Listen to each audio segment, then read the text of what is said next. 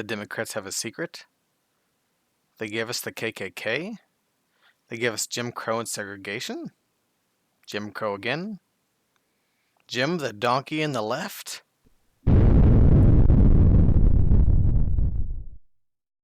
Of course, statements like this are complete garbage. As usual, partisans are shamelessly attempting to rewrite and misrepresent history purely to align their modern political enemies with the boogeymen of the past.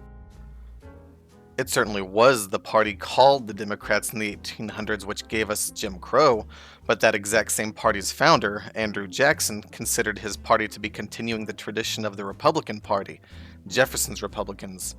This is because Jefferson's Republicans were considered more democratic because they favored the supremacy of majority rule as opposed to the less democratic Federalists who were, rightly in my opinion, worried of the tyranny of the majority. Interestingly enough, Lincoln's Republicans too chose their name because of its connections to Jefferson. Thus, the names of both modern political parties derive from the same historical figure. It is ironic, though, that many on the right, including many Trump supporters, choose this particular guilt by association political tactic to attack the Democrats, especially considering that President Trump himself placed a painting of President Andrew Jackson in his Oval Office. This, in the words of the far-right Breitbart, was a symbol of affirmation of the similarities between the newly elected president and the former chief executive. Apparently, Trump preferred the Democrats before they stopped being the party of slavery.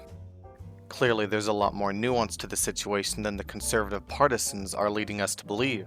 Those of us that live in reality and have done even a modest amount of research are aware that there was a switch in most of the ideas and philosophies between the Democrat and Republican Party over about a 100-year span from the late 1800s to the mid to late 1900s. One of the things that makes this the most obvious is that the racists most definitely have switched party they support. Everybody from David Duke to the white nationalist coiner of the term alt-right Richard Spencer all universally attack almost all modern Democrats and support almost exclusively modern Republicans. To begin with, Richard Spencer in one speech said, "Hail Trump. The mainstream media, or perhaps we should refer to them in the original German, Lügenpresse, it's not just that they are leftists and cucks. It's as if they were soulless Gollum animated by some dark power to repeat whatever talking point John Oliver stated the night before." Does complaining about John Oliver and leftists and cucks sound like the most left-wing thing that you've seen anyone do? No, of course not. Richard Spencer is clearly a right-winger, if not just a specific type of right-winger. In addition to Richard Spencer, there's also Jeff Shep, the leader in the American neo-Nazi movement. Jeff Shep talks about universal health care in a way that specifically sets him apart from the left. He says, "Our approach would differ from the weak-kneed and outright criminal proposals being put forth by leaders that seek only to maintain their control over the continued Marxist redistribution of wealth in this nation, as they continue to lead the nation into a globalist system that will ultimately destroy not only our national sovereignty, but the white majority in this nation."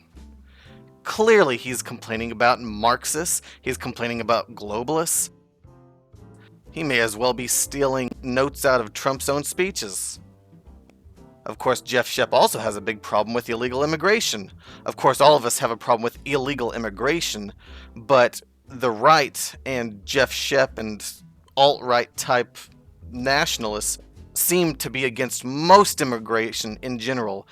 They are resistant to the changing demographic structure of America. They preferred it back when it was mostly white, and they want to resist it changing from that. There's also Jason Kessler, who frequently wears Make America Great Again hats. I'm sure he hates Trump, right? Of course, Jason Kessler is the white nationalist organizer of the infamous Unite the Right rally in Charlottesville. I emphasize unite the right, not unite the left. He pretty regularly complains about the left, social justice warriors. He has gone on Alex Jones's radio show and complained about political correctness, neo-Marxists, the removal of Confederate monuments, Antifa, and how the media supposedly treats Trump so badly. He's even written at least 3 articles for the conservative publication The Daily Caller. It would take some serious dishonesty for someone to try to redefine this person into the left camp in order to try to position him next to people they don't like. Penultimate on our list is David Duke, a white supremacist and former Grand Dragon of the KKK.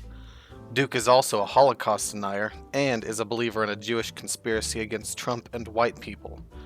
Like Richard Spencer, he considers himself a white nationalist, and like Spencer, he is a huge fan of Trump. During the election, he said, quote, "Voting against Donald Trump at this point is really treason to your heritage," end quote. He served in the Louisiana House as a Republican in 1989, and in his most recent campaign, he ran for U.S. Senate as a Republican in 2016. Duke even demonstrates the tail end of the switch of ideals of the two parties as he ran as a Democrat in his pre-1989 years. And finally, on our list of the most prominent modern racists and who they support and what they support, we have former American Nazi Party leader Arthur Jones. Arthur Jones ran as a Republican in an Illinois congressional race. His platform positions certainly couldn't be construed as liberal or Democrat. On his webpage, in the section where he marks "Where I stand on the issues," he says, "Bring our troops home now to defend our borders. No more sanctuary cities. No amnesty for illegal aliens. Make English the official language. Flat tax of 10%. Repeal Obamacare. Pro-life. No adoption of children by homosexuals. Repeal treasonous trade treaties. Gun owners' rights," as if we don't have that already. Based on this browse through modern American racists, at the very least, the white supremacists we can say have certainly switched the party which they support, and it is pretty unanimously the Republicans. Absolutely none of this is to say modern Republicans are akin to the KKK and the racists of the 19th century. Instead, it is a response to those Republicans attempting to do that very thing to modern Democrats. Not necessarily in a defense of Democrats, but in a defense of intellectual honesty and history. Today's political issues cannot be discussed and constructive conversations cannot be had when both sides are just trying to avoid the issues in favor of a childish ad hominem attack. To be clear, neither modern political party can be reasonably associated with the Klansmen and racists of the 19th century. However, it is unambiguous that racists, neo-Nazis, and Klansmen of today find far more in common with the Republican Party than the Democratic Party.